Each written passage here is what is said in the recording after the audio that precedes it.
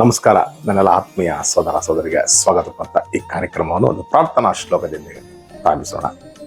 ಶುಕ್ಲಾಂಬರಧರಂ ವಿಷ್ಣುಂ ಶಶಿವರ್ಣಂ ಚತುರ್ಭುಜಂ ಪ್ರಸನ್ನವದನಂ ಧ್ಯಾಯೇ ಸರ್ವೈಕ್ಯಂ ಶಾಂತಿಯ ಬೆನಬನಿಗೆ ಹೀಗೆ ತಂದ ಪಚ್ಚಕಲ್ಲು ಪಾಣಿಮೆಟ್ಲು ಒಪ್ಪು ವಿಘ್ನೇಶ್ವರ ನಿನಗೆ 21 ನಮಸ್ಕಾರಗಳು. ನಾರಾಯಣ ನಮಸ್ಕೃತ್ಯಂ ರಂಚ್ಯವನರತಮಂ ದೇವಿ ಸರಸ್ವತಿ ವ್ಯಾಸು ಚೈವ ತಥೋ ಬುದ್ಧಿರಿದೆ. ಶ್ರೀ ಗುರುಭ್ಯೋ ನಮಃ. ಶ್ರೀ ಮಾತ್ರೇ.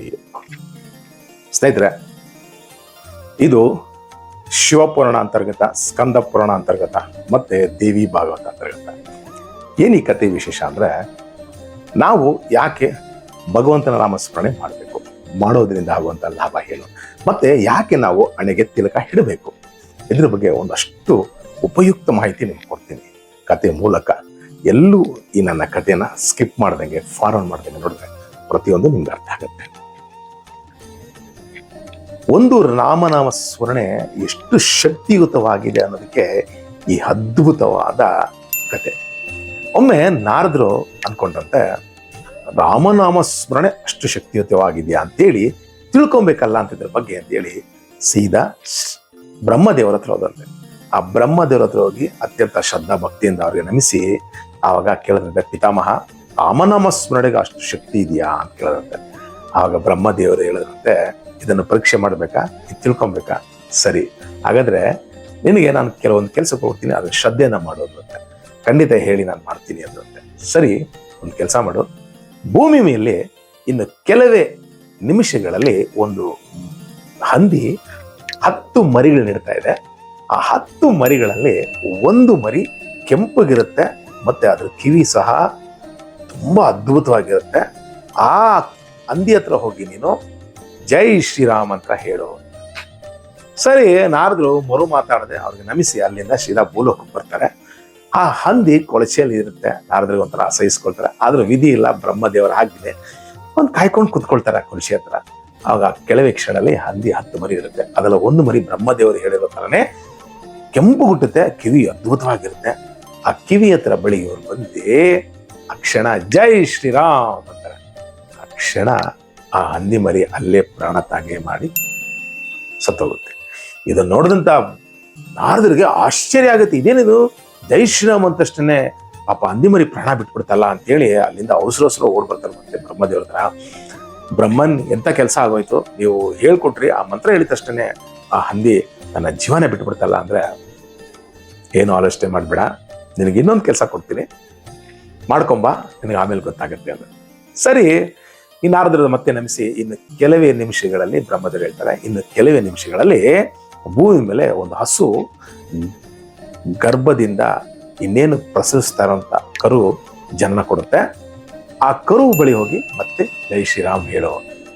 ಸರಿ, ನಾರದರಲ್ಲಿಂದ ಬ್ರಹ್ಮದೇವರು ನಮಿಸಿ ಭೂಲೋಕಕ್ಕೆ ಬರ್ತಾರೆ. ಭೂಲೋಕಕ್ಕೆ ಬಂದು ಕಾಯ್ಕೊಂಡು ಕೂತ್ಕೊಳ್ತಾರೆ. ಇನ್ನು ಕೆಲವೇ ಕ್ಷಣಗಳಲ್ಲಿ ಆ ಹಸು ಏನ್ ಮಾಡುತ್ತೆ, ಒಂದು ಅದ್ಭುತವಾದ ಕರುವಿಗೆ ಜನ್ಮ ಕೊಡುತ್ತೆ.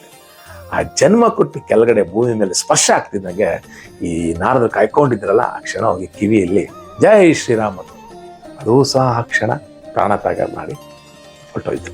ಇದನ್ನು ನೋಡಿದಂತ ನಾರದರಿಗೆ ಇನ್ನೂ ಗಾಬರಿ ಆಗೋಯ್ತು. ಇದೇನು, ಅಲ್ಲಿ ನೋಡಿದ್ರೆ ಹಂದಿ ಸತ್ತೋಯ್ತು ಹೇಳ್ತಾ ಇದ್ದಂಗೆ ಇಲ್ಲಿ ನೋಡಿದ್ರೆ ಹಸು ಸತ್ತೋಯ್ತು, ಏನು ಈ ದೋಷ ನನ್ಗೆ ಅಂಟ್ಕೊಳ್ಳುವ, ಎಂತ ನನಗೆ ಕೆಲಸ ಕೊಟ್ಟವ್ರಲ್ಲ ಇವರು ಬ್ರಹ್ಮದೇವರು ಅಂತೇಳಿ ತಿರ್ಗಿ ಅವಸರವಾಗಿ ಬ್ರಹ್ಮದೇವ್ರ ಹೋಗ್ತಾರೆ. ಆವಾಗ ಬ್ರಹ್ಮದೇವರೇ ಎಂತ ಕೆಲಸ ಆಗೋಯ್ತು, ಅಲ್ಲಿ ನೋಡಿದ್ರೆ ಹಂದಿ ಮರಿ ಹೇಳಿದ ತಕ್ಷಣ ಸತ್ತೋಯ್ತು, ಇಲ್ಲಿ ಜೈ ಶ್ರೀರಾಮ್ ಅಷ್ಟೇ ಈ ಕರು ಸತ್ತೋಯ್ತು, ಏನ್ ಸ್ವಾಮಿ ನಿನ್ನ ಲೀಲೆ ಅಂದ್ರೆ ಆಲೋಚನೆ ಮಾಡ್ಬೇಡ.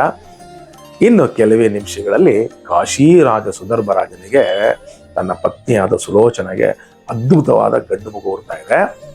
ಆ ಗಂಡು ಮಗು ಕಿವಿ ಬಳಿ ಹೋಗಿ ಹೇಳಂತಾನೆ, ಅಯ್ಯೋ ಸ್ವಾಮಿ, ಹಂದಿಗೆ ಹೇಳೋರಿಲ್ಲ ಕೇಳೋರಿಲ್ಲ, ಹೋಗಿ ಹೇಳೋದು ಹೆಂಗೋ ತಪ್ಪಿಸ್ಕೊಂಡ್ಬಂದೆ, ಇನ್ನು ಹಸು ಪಾಪ ಬಾಯಿ ಬರಲ್ಲ, ಅದತ್ರ ಹೋಗಿ ಪಾಪ ಕರು ಮರಿನ ಸಾಯಿಸ್ಬಿಟ್ಟು ಬಂದೆ, ಇನ್ನು ರಾಜನ ಹತ್ರ ಹೋದ್ರೆ ರಾಜ ಬಿಡ್ತಾನೆ, ಸ್ವಾಮಿ ನನ್ನನ್ನ ಈ ವಿಚಾರ ಗೊತ್ತಾಯ್ದಂಗೆ ಗಲ್ಲಿಗೇರಿಸ್ಬಿಡ್ತಾನೆ, ಏನು ಆಲೋಚನೆ ಬೇಡ, ನಾನು ಇದ್ದೀನಿ, ಈ ಕ್ಷಣ ನೀನು ಹೋಗೋದ್ರ. ಸರಿ, ಅಲ್ಲಿಂದ ನಾರದರು ಬ್ರಹ್ಮದೇವ್ರಿಗೆ ನಮಿಸಿ ಅಲ್ಲಿಂದ ಸೀದಾ ಬಂದಿರುತ್ತೆ. ಬಂದು ಆ ಅರಮನೆಯ ಒಳಗಡೆ ಆ ತಾಯಿ ಜಗನ್ಮಾತೆಯಾದ ಸುಲಕ್ಷಣ ಇನ್ನೇನು ಕೆಲವೇ ಕ್ಷಣದಲ್ಲಿ ಗರ್ಭಸ್ಥಾನದಿಂದ ಆ ಮಗು ಪ್ರಶಸ್ತಾ ಇದೆ ಅಂದಾಗ ಕಾಯ್ಕೊಂಡು ಅಲ್ಲೇ ಇದ್ರಂತೆ. ಆ ಪ್ರಶಸ್ತಂತೆ ಇನ್ನೇನು ನಾರದ ಆ ಕಡೆಗೆ ನೋಡೋದಂತೆ ಯಾರಿಲ್ಲ ಅಂತ ತಾಯಿ ಮಲಗಿದ್ದಾಳಂತೆ. ಮಗು ಮಾತ್ರ ಹಾಡ್ಕೊಂಡಿದೆಯಂತೆ. ಆ ಕ್ಷಣ ಹೋಗಿ ಕಿವಿಯಲ್ಲಿ ಹೇಳೋಕ್ ಮುಂಚೆನೆ ಆ ಮಗು ನಾರದ್ರೆ ಬನ್ನಿ ಬನ್ನಿ ಬನ್ನಿ ಅಂತಿದ್ದೆ. ಆಶ್ಚರ್ಯ, ಸುತ್ತು ನೋಡ್ತಾರೆ ಯಾರು ಮಾತಾಡ್ತಾನೆ, ಮಗು ಆಗ್ಬಿಟ್ರು ಮಗು. ಆಶ್ಚರ್ಯ, ನಾರದ್ರೆ ನಿಮಗೆ ನಾನು ಧನ್ಯವಾದಗಳು ಹೇಳಬೇಕು. ಯಾಕಂದ್ರೆ ನಾನು ಪ್ರಥಮವಾಗಿ ಹಂದಿ ಜನ್ಮದಲ್ಲಿ ತೆಗೆದಾಗ ನೀವು ಬಂದು ಜೈ ಶ್ರೀರಾಮ್ ಅಂದ್ರಲ್ಲ, ಆ ಕ್ಷಣ ನನಗೆ ಮುಕ್ತಿ ಕೊಟ್ಟು ನನಗೆ ಒಂದು ಹಸುವಿನ ದೇಹದಲ್ಲಿ ಮತ್ತೆ ನನ್ನ ಶರೀರ ಹೋಗಂಗ್ ಮಾಡಿದ್ರಿ. ಅಲ್ಲಿಯೂ ಸಹ ಬಂದು ನನಗೆ ಆ ಕರುವಿನ ದೇಹದಿಂದ ಮುಕ್ತಿ ಕೊಟ್ರಿ. ಅಲ್ಲಿಂದ ಸೀದಾ ಬಂದವನೇ ಈ ಕಾಶಿರಾಜನ ಹತ್ರ. ಎಲ್ಲಿ ಮತ್ತೆ ನೀವು ಜೈ ಶ್ರೀರಾಮ್ ಅಂದ್ರೆ ಮತ್ತೆ ನಾನು ಮತ್ತೆ ಯಾವ ಲೋಕಕ್ಕೆ ಹೋಗ್ಬೇಕು. ಅದಕ್ಕೆ ನಾನು ಮೊದಲೇ ನಿಮ್ಗೆ ಹೇಳ್ತಾ ಇದ್ದೀನಿ, ನನಗೆ ಆಶ್ಚರ್ಯ ಆಗುತ್ತೆ. ಆಗ ಹೇಳ್ತಾರೆ, ನನ್ನ 2 ಜನ್ಮ ಜೈ ಶ್ರೀರಾಮ್ ಅನ್ನೋದ್ರಿಂದ ಸಾರ್ಥಕ ಆಯ್ತು.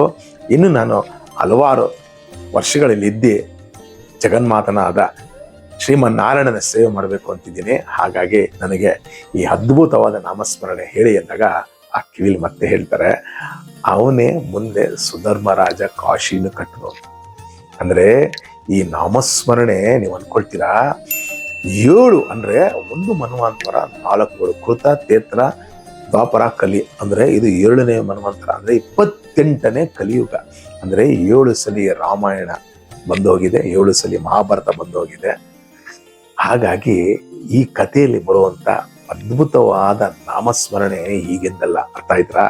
ಅಂದ್ರೆ 7, 4, 28 ಯುಗಗಳು ಮುಂಚೆನೆ ಈ ನಾಮಸ್ಮರಣೆ ಇದೆ. ಅದಕ್ಕೆ ಇಷ್ಟು ಶಕ್ತಿ ನಾಮಸ್ಮರಣೆಗೆ. ಅಲ್ಲಿಂದ ನಮಿಸಿ ಬಂದಂತ ನಾರದರು ಅಲ್ಲಿಂದ ಸೀದಾ ಬ್ರಹ್ಮದೇವರ ಬಂದು ಹೇಳಿದ್ರು, ಸ್ವಾಮಿ ಏನು ನಿನ್ನಲ್ಲಿ ಅಂತ ಹೇಳ್ತಾರೆ. ಅರ್ಥ ಆಗಿರ್ಬೇಕಲ್ಲ ನಿಮಗೆ ಒಂದು ನಾಮಸ್ಮರಣೆಗೆ ಎಷ್ಟು ಶಕ್ತಿ ಇದೆ. ಅತ್ಯಂತ ಪ್ರಭಾವಶಾಲಿ, ಜೊತೆಗೆ ಅತ್ಯಂತ ಶಕ್ತಿಶಾಲಿ, ಜೊತೆಗೆ ರಾಮನ್ ನಾಮಸ್ಮರಣೆ ಬಹಳ ಪವಿತ್ರವಾದದ್ದು. ರಾಮನ್ ನಾಮಸ್ಮರಣೆ ಒಂದೇ ಅಲ್ಲ, ಶಿವನಾಮಸ್ಮರಣೆ, ತಾಯಿ ಜಗನ್ಮಾತೆ ನಾಮಸ್ಮರಣೆ ಯಾರು ಪಠಿಸಿದ್ರು ಅವ್ರಿಗೆ ಖಂಡಿತ ಫಲ ಸಿಗುತ್ತೆ. ಕಾರಣ ಇಷ್ಟೇ, ಶ್ರದ್ಧೆ ಇರಬೇಕು, ಭಕ್ತಿ ಇರಬೇಕು. ಈ ಕಲಿಗಾಲಕ್ಕೆ ವೇದವ್ಯಾಸರು ಕೊಟ್ಟಂತ ಅಭೂತಪೂರ್ವ ಕೊಡುಗೆ ಈ ಮಾನವ ಜನಾಂಗಕ್ಕೆ. ಕುಂತಾಗ, ನಿಂತಾಗ, ತಿಂದಾಗ, ಮಲಗಿದಾಗ, ನಡೆದಾಡುವಾಗ ಆದಷ್ಟು ಭಗವನ್ ನಾಮಸ್ಮರಣೆ ಯಾರು ಮಾಡ್ತಾರೋ ಅವರು ಅಂತ್ಯಕಾಲ ಸಮೀಪಿಸಿದಾಗ ಆ ನಾಮಸ್ಮರಣೆ ಅವ್ರ ಬಾಯಲ್ಲಿ ಬರುತ್ತೆ. ಯಾವ ನಾಮಸ್ಮರಣೆ ಹೇಳ್ತಾರೋ ಆ ಲೋಕಕ್ಕೆ ಹೋಗೋದು ಖಂಡಿತ, ಇದು ಸತ್ಯ ಅಂತ ಹೇಳ್ತಾರೆ. ಹಾಗಾಗಿ ಸ್ನೇಹಿತರೆ, ಪ್ರತಿಯೊಬ್ಬರಿಗೂ ಈ ಕಲಿಗಾಲದಲ್ಲಿ ಆ ವೇದವ್ಯಾಸರು ಕೊಟ್ಟಂತ ಅಭೂತಪೂರ್ವ ಕೊಡುಗೆ ಅಭ್ಯಾಸ ಮಾಡ್ಕೊಳ್ಳಿ. ಅಭ್ಯಾಸನೇ ಕೌಂತೇಯ ಅಂತಾರೆ. ಅಂದ್ರೆ ನಾವು ಭಗವಾನ್ ಶ್ರೀಮನ್ನಾರಾಯಣರು, ಶ್ರೀಕೃಷ್ಣ ಭಗವಾನರು ಭಗವದ್ಗೀತೆ ಹೇಳಿ ಅರ್ಜುನಿಗೆ ಹೇಳ್ತಾರೆ, ಯಾವುದೇ ಒಂದನ್ನ ಅಭ್ಯಾಸ ಮಾಡ್ಕೊಬೇಕು ಅಂದ್ರೆ ಸತತ ಪ್ರಯತ್ನ ಇರಬೇಕು, ಅದರಲ್ಲಿ ಶ್ರದ್ಧೆ ಇರಬೇಕು, ನಂಬಿಕೆ ಇರಬೇಕು, ಎಲ್ಲದಕ್ಕಿಂತ ಹೆಚ್ಚಾಗಿ ಭಕ್ತಿ ಇರಬೇಕು. ಆಗ ಮಾತ್ರನೇ ಅದು ಬರುತ್ತೆ. ಒಂದು ನಾಮಸ್ಮರಣೆ ಆದಂಥ ಒಂದು ಪ್ರಾಣಿ ಒಂದು ಜನ್ಮನೇ ಬದಲಾಯಿತು ಅಂದ್ರೆ ಇನ್ನು ನಾವು ಮಾನವ ಜನ್ಮ ನಮ್ಗೆ ಯಾವ ರೀತಿ ಮುಕ್ತಿ ಕೊಡ್ಬೋದು ಆ ಭಗವಂತ. ಹಾಗಾಗಿ ಸ್ನೇಹಿತರೆ, ಈ ಕಥೆಯ ಮೂಲಕ ನಮಗೆ ಭಗವಾನ್ ನಾರದರು ಮತ್ತೆ ಭಗವಾನ್ ಶ್ರೀ ಬ್ರಹ್ಮದೇವರು ಅವ್ರು ನಾರದರಿಗೋಸ್ಕರ ಹೇಳಿಲ್ಲ. ಇದು ನಾವು ಅಜ್ಞಾನಿಗಳಾದ ಜನಗಳು ತಿಳ್ಕೊಳ್ಳಿ, ಇದನ್ನ ಅನುಭವಕ್ಕೆ ತಂದ್ಕೊಂಡು ಮಾಡಲಿ ಅಂತೇಳಿ ಈ ಅದ್ಭುತವಾದ ಕಥೆನ ನಾನು ಬಹಳ ದಿನದಿಂದ ಹೇಳ್ಕೊಂಡ್ರೆ ಈ ಸುಸಂದರ್ಭ ಸಿಕ್ತು, ಇಲ್ಲಿ ಹೇಳಿದೆ. ಮತ್ತೆ ನಿಮ್ಗೆ ಇನ್ನೊಂದನ್ನು ಹೇಳ್ತೀನಿ ಕೇಳಿ. ಒಂದು ನಾಮಸ್ಮರಣೆ ಅವನ ಜೀವನನೇ ಬದಲಾಯಿಸ್ತು. ಬೇರೆ ಯಾರು ಅಲ್ಲ, ಅಜಮಿಳ ಅನ್ನೋನು ಒಂದು ಶುದ್ಧ ಬ್ರಾಹ್ಮಣ. 16 ವರ್ಷ ಬ್ರಾಹ್ಮಣತ್ವ ತಗೊಂಡು ಒಂದು ದಿನ ಯಜ್ಞ ಮಾಡಬೇಕು ಅಂತ ಸಮಿತಿಗಳನ್ನ ತರೋದಕ್ಕೆ ಕಾಡಿಗೆ ಹೋದಾಗ ಅಲ್ಲಿ ಒಂದು ವೇಶ್ಯನ ನೋಡಿ ಅವನು ಇಷ್ಟಪಟ್ಟು ಅವಳ ಜೊತೆ ತನ್ನ ಸ್ವಪರಿವಾರವೆಲ್ಲ ಬಿಟ್ಟು, ತಂದೆ ತಾಯಿ ಬಿಟ್ಟು, ಆಚಾರ ವಿಚಾರಗಳನ್ನ ಬಿಟ್ಟು ಆ ಚಾಂಡಾಳಿನ ಜೊತೆ ಸರಿಸುಮಾರು 60 ವರ್ಷ ಸಂಸಾರ ಮಾಡ್ದ. ಅವನಿಗೆ 10 ಮಕ್ಕಳಿಟ್ಟಿದ್ರು. ಅದರಲ್ಲಿ ಒಬ್ಬ ಮಗು ನಾರಾಯಣ ಅಂತ. ಅವನು ಕೊನೆಗಾಲದಲ್ಲಿ ಸಾಯುವಂಥ ಸಂದರ್ಭದಲ್ಲಿ ನರಕದಿಂದ ಬಂದಂತ ಈ ಯಮದೂತರು ಏನ್ ಮಾಡಿದ್ರು, ಅವನಿಗೆ ಕತ್ತಿಗೆ ದಾರ ಹಾಕಿ ಇನ್ನೇನು ಪಾಶ ಹಾಕಿ ಎಳೆಯುವಂಥ ಸಂದರ್ಭದಲ್ಲಿ ಇವನು ಕಣ್ಣಿಗೆ ಕಾಣಿದ್ದು ಆ ಕೊನೆಯ ಮಗ ನಾರಾಯಣ ಅಂತ.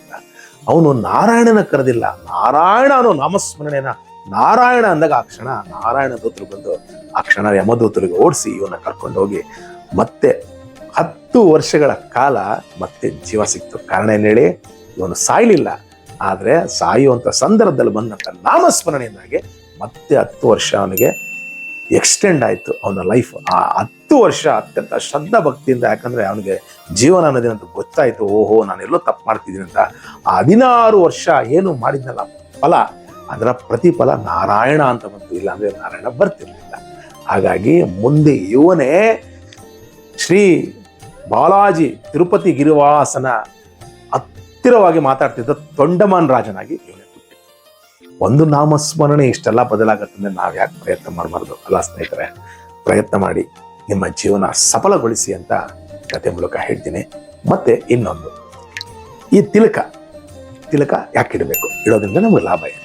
ಈ ತಿಲಕ ಇಡೋದ್ರಿಂದ ನಿಮಗೆ ತಿಲಕದ ಬಗ್ಗೆ ಒಂದು ಸಣ್ಣ ಕತೆ ಹೇಳ್ತೀನಿ, ಆಮೇಲೆ ಇದ್ರ ಬಗ್ಗೆ ನಿಮ್ಗೆ ಹೇಳ್ತೀನಿ. ಒಮ್ಮೆ ದೂರ್ವಾಸರು ಅವರ ತನ್ನ ಪಿತೃಗಳನ್ನ ನೋಡ್ಬೇಕು ಅಂತ ನರಕಲೋಕಕ್ಕೆ ಯಮಪುರಿಗೆ ಹೋಗ್ತಾ ಇದ್ರು. ಯಮಪುರಿಗೆ ಹೋದ್ರು.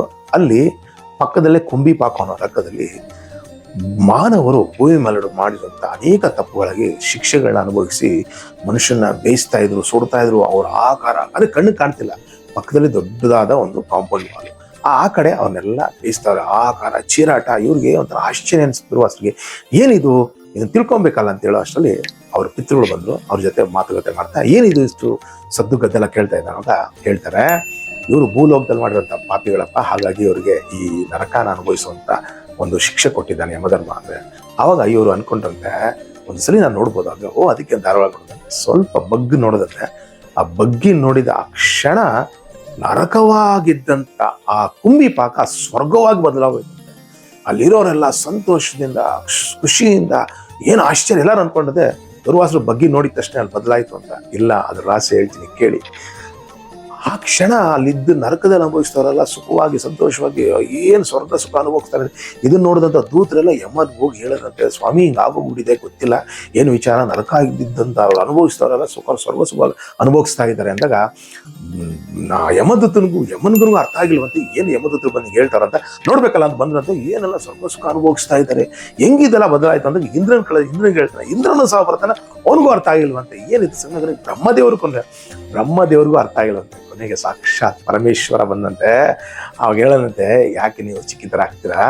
ಅಲ್ಲಿ ಬಂದಿರೋರು ದುರ್ವಾಸರು, ಅವ್ರಿಗೆ ತ್ರಿಪುಂಡಕ ಅನ್ನು ಇಟ್ಟಿದಾರಲ್ಲ, ಅದ್ರಲ್ಲಿ ಕೆಲವು ಕಣಗಳು ಮಾತ್ರ ಅಲ್ಲಿ ಬಿದ್ದ ಕಾರಣ ಇಷ್ಟೆಲ್ಲ ಬದಲಾಯಿತು. ಅಂದ್ರೆ ನೋಡಿ, ಕೆಲವು ಕಣಗಳಿಂದನೇ ಅವ್ರು ಇಟ್ಟಂತ ಆ ತ್ರಿಪುಂಡಕದಿಂದ ಬದಲಾಯಿತು. ಅಂದ್ರೆ ಇನ್ನು ಮನುಷ್ಯ ನಾವಿಟ್ಕೊಂಡ್ರೆ ನಮ್ಮ ಜೀವನ ಎಷ್ಟು ಬದಲಾಗಬಾರ್ದು ಸ್ನೇಹಿತರೆ. ನಂಬಿಕೆ ಇರಬೇಕು, ಶ್ರದ್ಧೆ ಇರಬೇಕು. ಅಂದಿನಿಂದ ಪರಮಾತ್ಮ ಹೇಳಿದ, ಯಾರು ಇದನ್ನ ಅತ್ಯಂತ ಶ್ರದ್ಧಾ ಭಕ್ತಿಯಿಂದ ಇರ್ತಾರೋ ಅವರ ಕೆಲಸಗಳಿಗೆ ಆಗ್ಬೋದು, ಅವರ ಅಪಘಾತಗಳು ಸಹ ಆಲೋಚನೆ ಮಾಡ್ತಂತೆ ನಮ್ಮನ್ನು ಮುಟ್ಟಕ್ಕೆ. ಅದೊಂದೇ ಅಲ್ಲ, ನಾವು ರಾತ್ರಿ ಮಲಗಿದಾಗ ಅಭ್ಯಾಸ ಮಾಡ್ಕೊಬೇಕು.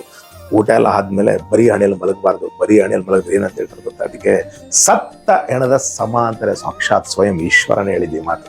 ಹಾಗಾಗಿ ರಾತ್ರಿ ನಿಮ್ಗೆ ಯಾವ್ದು ಇಷ್ಟ ಆಗುತ್ತೋ, ಕುಂಕುಮ ಆಗೋದು, ಗೋಪಿ ಚಲನ ಆಗ್ಬೋದು, ಇಲ್ಲ ತ್ರಿಪುರ್ಣ ಧರಿಸಿ ಮಲಗಿ. ಇನ್ನೊಂದೇನು ಹೇಳ್ತಾರೆ ಗೊತ್ತಾ ಸ್ವಾಮಿ?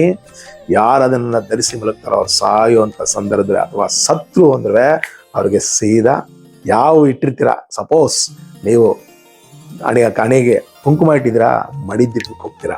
ಒಂದು ಕ್ಷಣ ತ್ರಿಪುಂಡಕ ಇಟ್ಟಿದ್ದೀರಾ, ಸಾಕ್ಷಾತ್ ಕೈಲಾಸಕ್ಕೆ ಹೋಗ್ತೀರಾ. ತಿಳಿದೆ ಪರಮಾತ್ಮನ ಅದ ಗೋಪಿಚಂದ್ರನ ಇಡ್ತೀರಾ, ಅದು ಸಹ ಅಷ್ಟು ಶ್ರೇಷ್ಠ, ವೈಕುಂಠಕ್ಕೆ ಹೋಗ್ತೀರಾ. ಇದು ನಾನು ಹೇಳಿಲ್ಲ, ಸ್ವಯಂ ಸಿದ್ಧವಾಗಿ 3 ಗ್ರಂಥಗಳಲ್ಲಿ ಬರೆದಿರೋದನ್ನ ನಾನು ಬಹಳ ದಿನ ಹೇಳಬೇಕು ಅಂದ್ಕೊಂಡಿದ್ದೆ.